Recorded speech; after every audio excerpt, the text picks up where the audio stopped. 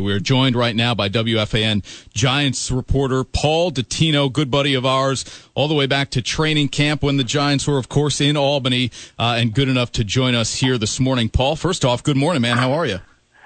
Yeah, guys, great to talk to you. Happy holidays. Happy holidays to you too, buddy. Let's get into the news of yesterday, anyway, I'll call it. Mark Ross interviewed for that opening spot at the GM. And I guess it makes sense. He's the in-house candidate. But because he's the in-house candidate, Paul, does that just automatically make him the most viable candidate? No, not at all. I believe what John Mara said. He wanted to try to get the GM thing done before the end of the season because he thought it would give the Giants a leg up on other teams who might be looking for such a guy. So it seems to me that, if you're going to do that, you schedule the in-house guys first. Mm-hmm. Mark Ross, as you know, has controlled the draft for the Giants, him and Jerry Reese now for several years. Kevin Abrams, the assistant GM, who is the capologist for the organization, has already told us when he met with the media at practice last week, he'd be getting an interview this week as well. So clearly they're running out of time if they want to get somebody named by the end of the season. And at the same time, they've got these two in-house guys that they wanted to talk to. It simply makes sense that they would get to them at the early part of the week. Whether or not, that gives them any advantage, I don't see that it necessarily does. I simply think it's a convenience thing right now. Hey, Paul, because obviously Jerry Reese took the flack for whatever draft picks didn't pan out, should a guy like Mark Ross carry as much burden for the draft picks that didn't pan out under his watch? He was Jerry's right-hand man. Yeah. And, if you go back and look at the 11-year general manager's career of Jerry Reese with the Giants, in 11 full NFL drafts, the Giants only had 3 guys from those draft picks who went to the Pro Bowl. And I think you can pretty much guess who they are. That's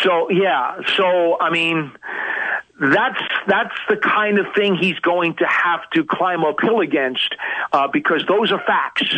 That's not an opinion. That's not a gut feeling. That's not, are you a good guy? Are you not a good guy? Those are facts. That's a number that he's going to have to try to overcome if he's going to get the job. Hey, Paul, because you brought up the Pro Bowl, let's kind of veer off path for a second here with the rosters being announced tonight, correct? Are we going to see a Giants player selected?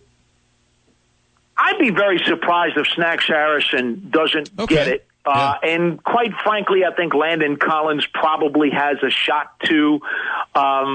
Evan Ingram, I think if, as you know, with the Pro Bowl every year, a bunch of guys usually drop out either because of injury. Then you have those guys who are obviously involved in the Super Bowl who can't go. And then you have some other guys who just decide they don't want to do it. Before you know it, you're down to like 6 alternates before the game is finally played. I do think that Evan Ingram probably has a chance on the latter reason. But in terms of guys being voted in right away, I'd say Snacks Harrison's your best shot. I think Collins with an outside chance.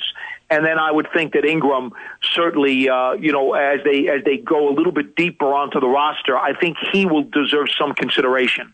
Paul Dottino with us here on Big Board Sports 104.5, the team, ESPN Radio. Chris Honorato filling in for Roger this morning. You'll hear Paul on WFAN. You'll see him on MSG, and you can find him on Twitter at GiantsWFAN. All right, Paul, here is the million-dollar question, and we know John Mara's feelings on this, and I love that he came out and made his feelings known, and then Eli Manning reacted to the comments by the Giants owner that he wants Eli Manning back in 2018. Eli wants to be back in 2018, but as part of my will Eli be back next year I'll add this. Is Eli Manning the type of guy who's going to embrace a mentor role for a quarterback who may have been selected number 2 overall? Well, I don't think the Giants are selecting a quarterback at number 2 overall. I think they're going to trade the pick and compile as many picks as they can possibly get. I think they will do what the Rams did when they made the deal with the Redskins for RG3. I think the Giants should trade the pick. I think they will trade the pick. And so I don't think the question or second part of your question is ever going to come to fruition. Davis Webb is the guy that Eli is mentoring now as we speak, has been doing so since April, and Davis Webb is going to be the eventual next quarterback. I think that'll probably happen as early as 19. I think next year Eli Manning is the starter. Unless he is injured, he will go the whole season as the starter, and only in 2019 will there be any serious consideration, at least in my mind, to decide whether or not Eli should continue to be the starter. Davis Webb is the next guy in line. They know a lot about him. They love the kid. I see no reason why they shouldn't. Eli has basically taken to him like a younger brother or an older brother kind of relationship. And so I see no reason why that natural progression will not take place. Paul, we've kicked around that idea on the show here. You are the first to come out and say it, that the Giants, you just do not see them taking a quarterback there and that they should, in fact, trade the pick. I'm with you. I think unless you are absolutely in love with one of these QBs, your greatest value is, of course, to move down. There are other issues to address on this roster. I love that you came out and said that. So let's go there. Well, I'm in the minority, Chris. Oh, I know. Not just up there in New York, up in Albany. I'm in the minority down here in New York City and New Jersey, too.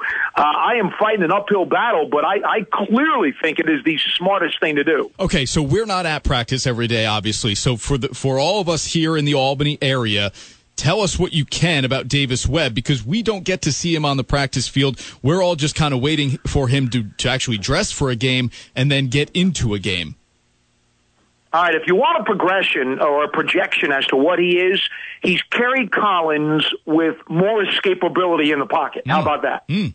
And Collins, of course, had one of the biggest arms in recent NFL history. That's for sure. Obviously, led the Giants to a Super Bowl against the Ravens. Okay, so I would love to see Davis Webb play some games here before the season's out. We may not get that, but it sounds like they should stick with Eli. Of course, we heard John Mara say it. Okay, how about Odell Beckham Jr., Paul? It seems like we've kind of forgotten about what the future of Odell Beckham Jr. might be. Of course, they control that fifth year of the rookie contract. Then you can talk about all the franchise tags you want. But do you see some sort of contract extension getting done this offseason?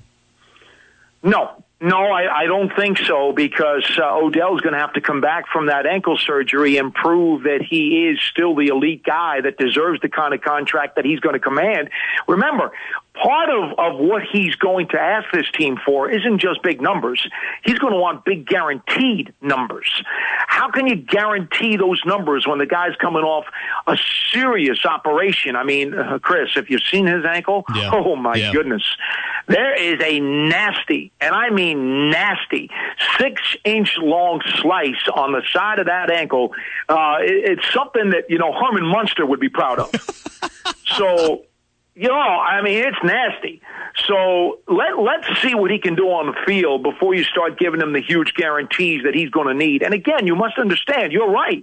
The Giants have him handcuffed anyway. I mean, he gets the guaranteed 8.2 or 8.4 mil next year as part of the option. So they've got him under their control. Then they've got the option of 2 years of franchise tags after that. What's the hurry? I mean, seriously, it would make bad business sense for the Giants to give him a huge guarantee this offseason. Paul Dottino with us here, Big Board Sports 104.5, The Team, ESPN Radio. All right, Paul, one more roster question for you, and then we'll have a little fun at the end of all this. Eli Apple, what's going on with him? Is there really a possibility he is no longer a Giant after this year? And do you see any other sweeping potential changes? Like, would it be possible that the Giants may cut bait with a guy like Janoris Jenkins simply for money reasons? No. Janoris Jenkins is still in the prime of his career, and the way that contract is worded, it would be really bad business for the Giants to do anything with him. And quite frankly, again, this is a guy who they want to build around. If they're going to make another run in the next year or two and get back to being a playoff team, he's going to be one of the reasons why. So I don't consider Jenkins an expendable part. And quite frankly, you talk about Eli Apple. Look, he's a former first-round pick. His first season in the league, Gil Brandt named him all-NFL rookie at cornerback. And Gil Brandt knows what he's doing. And I'm going to tell you, I thought he had a heck of a rookie season and deserved that kind of accolade. But Year number 2, we know what's happened. It's been a total wipeout for him. Certainly all the personal issues off the field, whether it's immaturity, whether it's, not acting like a professional, whether it's the issues, obviously he's very tight with his mother, and the woman had brain surgery, for goodness sakes. Mm-hmm. That's not something anybody should be taking lightly. And I know that if my mother had brain surgery, it would affect me immeasurably. So I don't want to put myself in those shoes, but I can only imagine how difficult it must have been for him to get through this season. I think what you do is you let him have the off season to wash it out of his system, to rebuild his confidence, to grow up, if you will, and see what happens in year 3. I think they owe him that. I think he owes the Giants a rebound season in year number 3, and then they move forward. Last thing, buddy, and I will let you go here. Paul, if you could fix one NFL rule this offseason, and of course, the two that immediately come to mind, I guess, would be the catch rule and maybe the fumble through the end zone rule. I got about 10. I know. I'm limiting you to one, Paul. You can change one rule this offseason. What would it be? Oh, my goodness. If I had to have one. All right. If I had to have one, the one would be about having to complete the entire action of the catch through the completed action of the play. I have an absolute horrible problem and basically a fury against guys who get knocked out of bounds, lose the ball out of bounds, and get told, oh, you didn't control the ball through the end of the play, it's incomplete. I can't tell you how angry that makes me because it's a crock. Guy gets 2 feet down. He's got control of the ball, 2 hands on the ball. He's in bounds. He's in bounds. When he goes out of bounds, he's broken the plane of out of bounds, much like you break the plane of the goal line. I don't care what he does when he's out of bounds. He could go take a leak when he's out of bounds for all I care. That's a completed pass. Paul, the knowledge is as good as anybody's. I love the passion, man. It is always great to speak with you. I appreciate the time here this morning. You got it, my friend.